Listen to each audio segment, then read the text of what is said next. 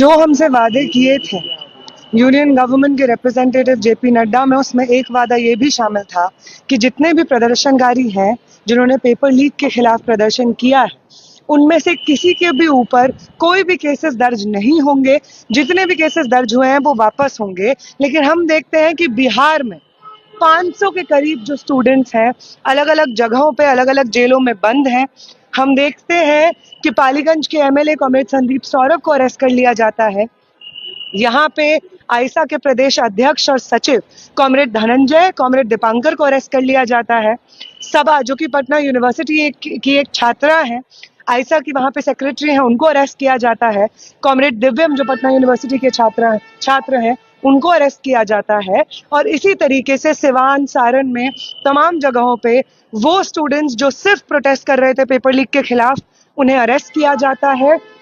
मैं यहाँ पे प्रिसाइसली इसलिए आई हूँ क्योंकि वो वादा जो हमें यूनियन गवर्नमेंट से किया गया था कि किसी प्रदर्शनकारी के ऊपर कोई गैर जरूरी कार्रवाई नहीं होगी, जो भी केसेस होंगे वो सब विड्रॉ होंगे, उन वादों पे सरकार को वापस करने की कोई इजाजत नहीं दी जाएगी। अगर इसी तरीके से जो वादे किए गए हैं उस पर सरकार वापस कदम लेगी तो जो प्रदर्शन जंतर मंतर पे चल रहा था उसको बिहार पहुंचने में कोई देर नहीं लगेगी। किसी भी तरीके का प्रोसिक्यूशन, किसी भी तरीके का विछन जो इस वक्त छात्रों का यहाँ पे हो रहा है, प्रदर्शनकारियों का हो रहा है, बिल्कुल भी टॉलरेट नहीं किया जाएगा। पेपर लीक के खिलाफ आवाज उठाने का ये बिल्कुल मतलब नहीं होता है कि आप अटेम्प्ट टू मर्डर जैसे सीरियस केसेस में आम छात्रों को जेलों में बंद कर दे। हम यहाँ पे इसीलिए आए हैं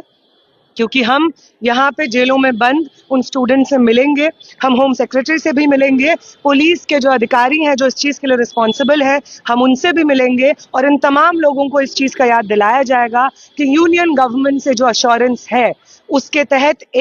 वो जो प्रोटेस्ट हुए हैं पेपर लीक के खिलाफ, वो सब प्रोटेस्ट जायज हैं। आपने हमारे जायज प्रोटेस्ट की मांगे मानी हैं, इसी वजह से धर्मेंद्र प्रधान ने इस्तीफा दिया है। और दूसरी बात कि आपने जो वादा किया है कि कोई भी प्रोटेस्टर के ऊपर कोई कार्रवाई नहीं होगी, केसेस जो दर्ज हुए हैं वो वापस लिए जाएंगे, इन तमाम वादों पे सरकार को खरा उतरना होगा, वरना वो प्रदर्शन जो जंतर मंतर पे चल रहे थे वो बिहार में बिल्कुल अगर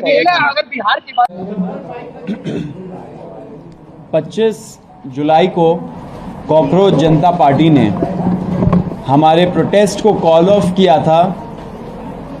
ये कंडीशन में कि हमारे जो सारे मुख्य मांगे थे सरकार ने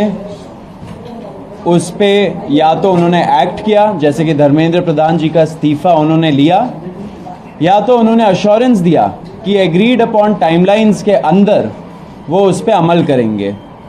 उस गुड फेथ में हम लोगों ने 25 जुलाई को हमारा प्रोटेस्ट जंतर मंतर से एंड जो नेशन वाइड कॉल हम लोगों ने दिया था दूसरे चीज़ों के लिए, उन सब चीज़ों को हम लोगों ने कॉल ऑफ किया। उसके पहले एंड उसके बाद भी हम लोग senior advocate Kapil Sibal sir से कंसल्ट कर रहे थे, उनसे लीगल गाइडेंस हम लोगों ने मांगा था एंड काफ़ी सारे मुद्दों पे हमारा चर्चा हुआ था, क्योंकि आपको पता है बीच बीच में कुछ ऐसे लोग थे जिन्होंने कुछ PILs फाइल किए थे जो थोड़े पॉलिटिकली मोटिवेटेड भी थे।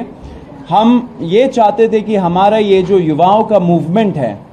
ये किसी भी तरीके से ये डिरेल ना हो। वो भले ही रोड में कुछ असामाजिक तत्व घुसा के जैसे डिरेल करने का कोशिश किया था उससे,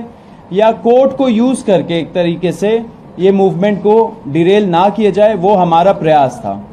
तो हम लोग कपिल जी के साथ कांस्टेंट टच में थे एंड लीगल गाइडेंस हम लोगों ने मांगा था। जब 25 तारीख को हम लोगों ने कॉल ऑफ किया ये प्रोटेस्ट, हमारी आशंका थी कि शायद फ्यूचर में जब थोड़ा सा